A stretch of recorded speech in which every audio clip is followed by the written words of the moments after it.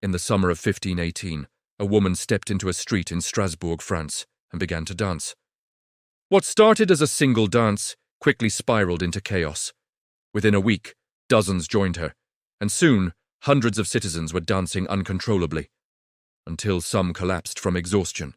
This was no festival, it was the infamous dancing plague of 1518. Strasbourg, then a free city in the Holy Roman Empire, was already struggling. The region had endured famine, disease, and extreme social stress.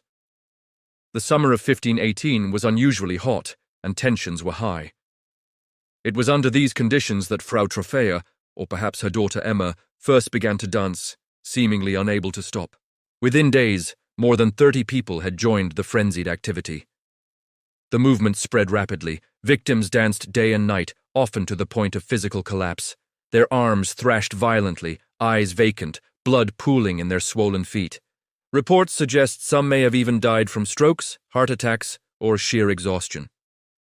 By August, the dancing mania had consumed around 400 people. The city's leaders were horrified and perplexed. No one knew what caused it, nor how to stop it.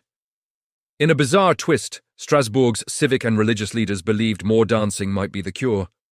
Guild halls were refurbished, musicians were hired, and strong men were brought in to support the dancers. Rather than helping, this only worsened the outbreak. People continued to dance for days on end. Eventually, authorities banned music and public dancing. But by then, the mania had taken on a life of its own. Modern historians and scientists have debated the cause. Some early explanations blamed demonic possession or overheated blood.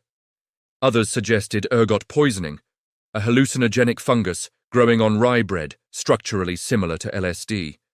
However, ergot seems unlikely to explain mass dancing for weeks. The most widely accepted theory comes from medical historian John Waller.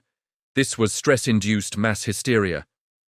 The townspeople were already suffering from disease, famine, and superstition. Combined with fear of divine punishment, particularly from Saint Vitus, the patron saint of dancers, the psychological pressure was immense. Seeing others dance uncontrollably may have triggered a collective psychogenic disorder, a form of mass stress-induced movement that could literally compel hundreds to dance until collapse. After months of relentless dancing, the outbreak began to subside in early September. Authorities eventually sent remaining dancers to a shrine dedicated to Saint Vitus, where ritual and prayer were performed. Reports of fatalities are unclear. Some sources claim up to 15 deaths per day, though contemporaneous records don't confirm this. Regardless, the episode left Strasbourg shaken and bewildered. The dancing plague of 1518 was not unique.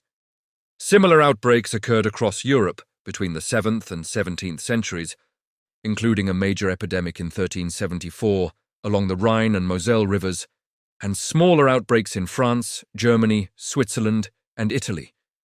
This strange, deadly phenomenon is a window into human psychology under extreme stress. It reminds us that fear, superstition, and collective behavior can drive people to unimaginable extremes.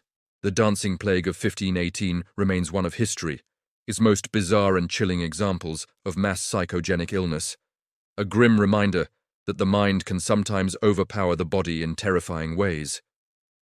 What would you have done if your entire town started dancing uncontrollably? Let us know in the comments, and don't forget to subscribe for more bizarre moments from history.